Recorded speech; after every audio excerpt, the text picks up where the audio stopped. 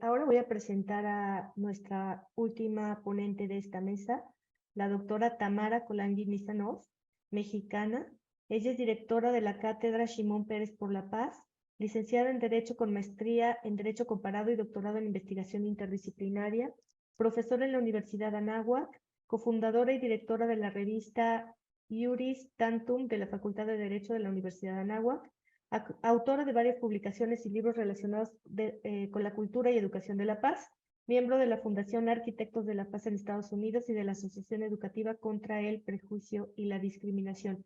Bienvenida, doctora Tamara Colangui. Adelante. Muchas gracias, Marcela.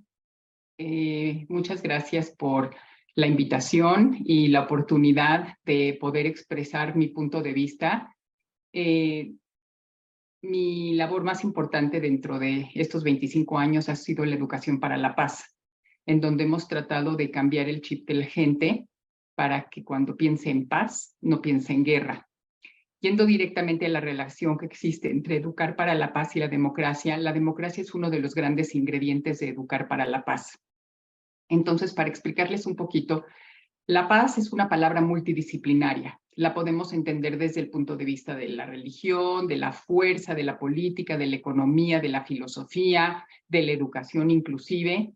Pero la democracia es uno de los grandes valores, de los grandes proyectos sobre los que nos tenemos que abocar para hablar sobre una cultura de paz y educación para la paz, que son dos cosas muy diferentes. Cuando estamos hablando de democracia, estamos hablando de empoderar a las personas para que puedan expresar con libertad sus opiniones, para que puedan tener un pensamiento crítico, para que tengan una participación social, política y económica y cultural dentro de lo que es una sociedad. Yo me voy un poquito a retomar lo que dijeron mis colegas, pero que es muy importante saber que todo esto implica una educación. Y si nosotros no educamos a las personas y no les enseñamos habilidades y capacidades para poder desarrollar todo esto, no se aprende de la nada. Nosotros asumimos que la gente va a la escuela, va a la universidad y ahí absorbe todo lo que estamos pidiendo y no necesariamente pasa. Tan es así que estamos viviendo en este momento una situación política importante en la historia de nuestro país, donde existe violencia, inseguridad, polarización, libertad, oportunidad, pero no todos los factores de la sociedad ni las partes que conforman la sociedad participan en esto. Y entonces me voy hacia atrás y digo, ¿cuál es el ingrediente importante para poder lograr esto? Es la educación. Pero una educación, como ya había dicho uno de los colegas, basado en valores, pero una educación para la paz. ¿A qué me refiero? Es una educación en tolerancia, es una educación en responsabilidad social, es una educación en derechos humanos, es una educación en participación ciudadana y democracia, es una educación en resolución y diálogo de los conflictos, que eso es muy importante. Cuando estamos frente a una situación democrática y existen conflictos, la madurez de las personas involucradas nos deben denotar el respeto, la tolerancia y el saber resolver de manera creativa estos conflictos.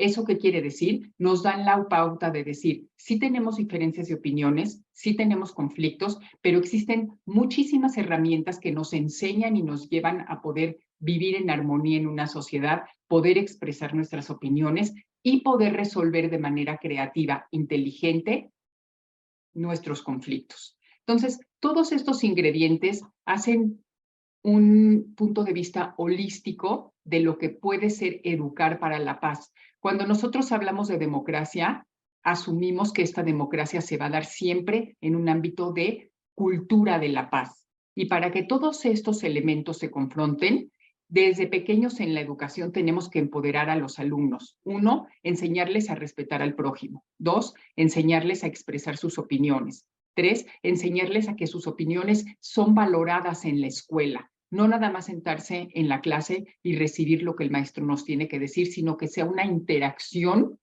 de competencias, de capacidades y de habilidades en donde ellos sientan que de veras tienen el poder de aportar algo a la sociedad.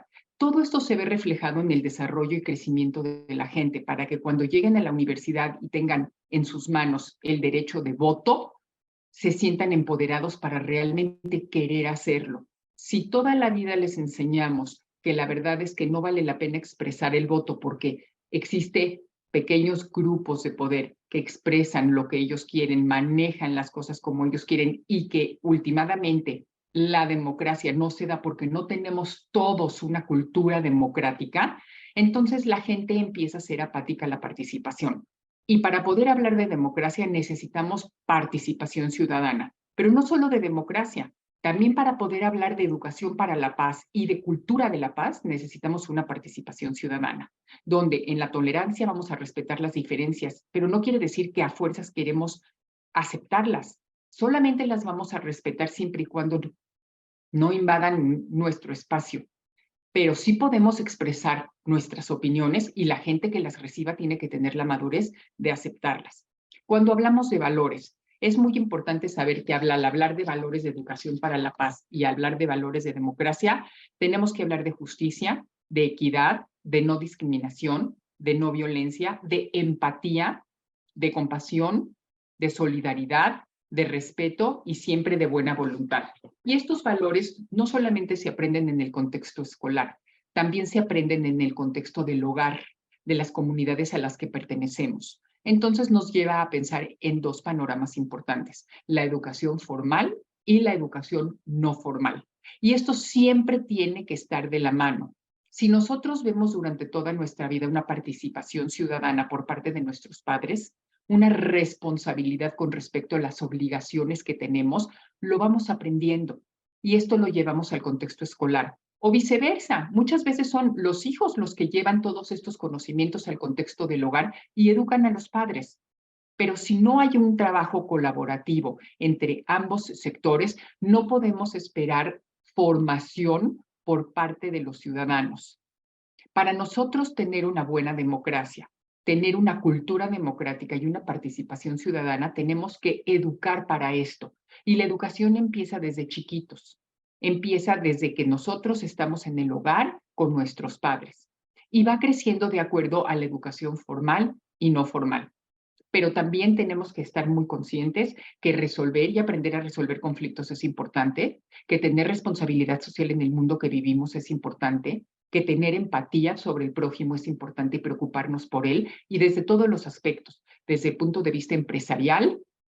En el momento en que incursionemos en negocios, podemos hablar de negocios para la paz, donde nosotros acojamos a la comunidad y podemos ayudarles a satisfacer sus necesidades primarias. Cuando hablamos de tecnología, tenemos que hablar de tecnologías para la paz, donde sepamos que el hombre es el centro y sus necesidades y calidad de vida son lo más importante. Y no tenemos que crear tecnologías para el poder o tecnologías para tratar de salirnos del esquema de la preocupación del hombre como ser humano y sus necesidades. Y obviamente cuando hablamos de educación, tenemos que hablar de tolerancia, tenemos que hablar de derechos humanos, tenemos que hablar de respeto, tenemos que hablar de valores éticos, pero todo esto confronta una cultura completa.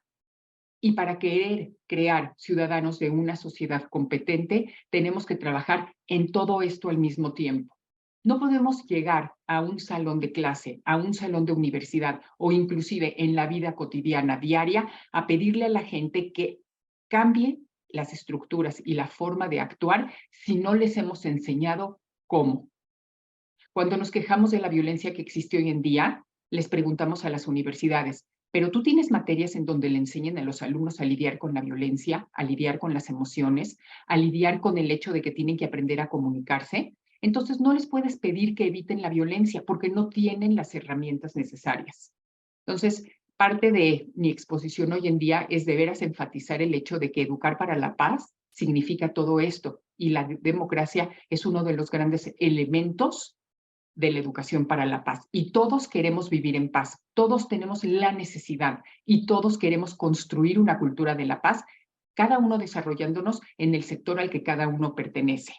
Esto también nos lleva a entender que si la responsabilidad social que tenemos hoy en día y hacia donde nosotros vamos, siempre tenemos que tratar de impactar con algo. Siempre tenemos que tener un propósito de vida para poder ser gente feliz.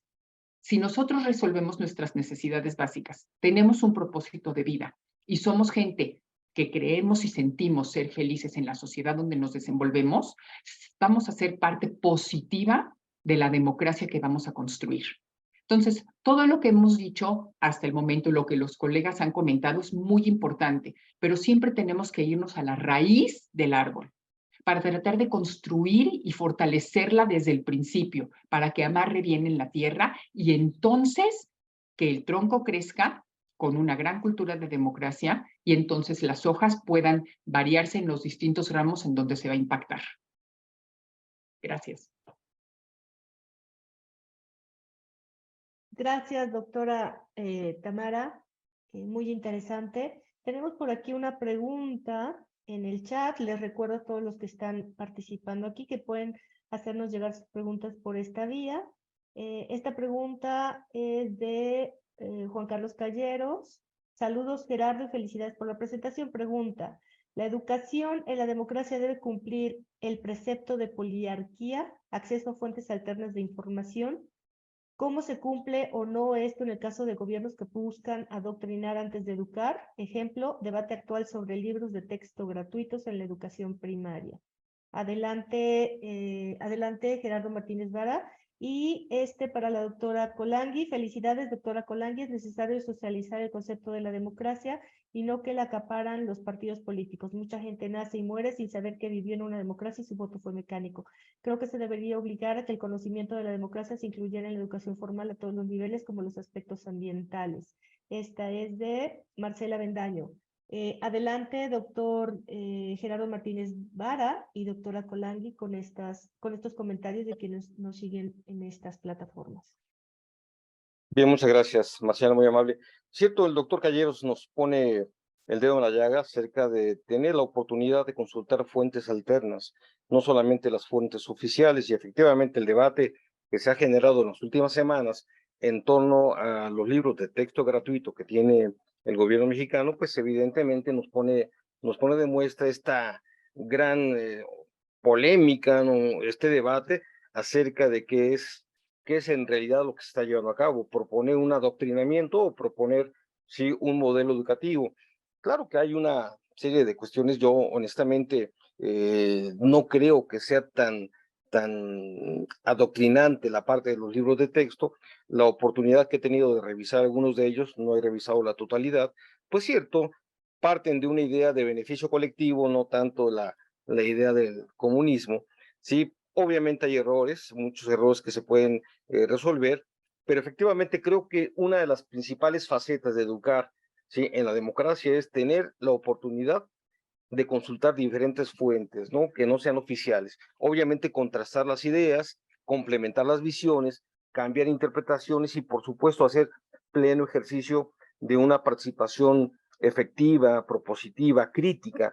Yo creo que si tenemos esa opción de consultar fuentes alternas, podemos tener una base de una participación crítica y propositiva. Yo creo que eso es básico, ¿no? Entonces creo que efectivamente no podemos quedarnos con la idea de dogmas, ¿sí?, con propuestas específicas, sea de quien sea, de grupos empresariales o de grupos gubernamentales, que intenten imponer una sola visión de una realidad, que es una realidad por definición múltiple, diversa, compleja, y tener yo creo que ese gran compromiso, ¿no?, de que uno de los factores que puede consolidar un proyecto educativo es tener la diversidad de enfoques, una diversidad de interpretaciones y, por supuesto, confluir en esta idea de un equilibrio social para el progreso y la estabilidad.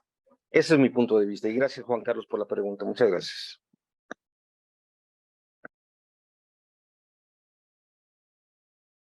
Adelante, doctora Colangui. Bueno, yo nada más quería agradecer el comentario. Creo que es sumamente atinado. Yo creo que en la sociedad tenemos que dividirnos las tareas importantes para lograr una democracia en varios sectores, y uno de los más importantes es el de la educación, pero no tenemos que llegar directamente a hablar de democracia.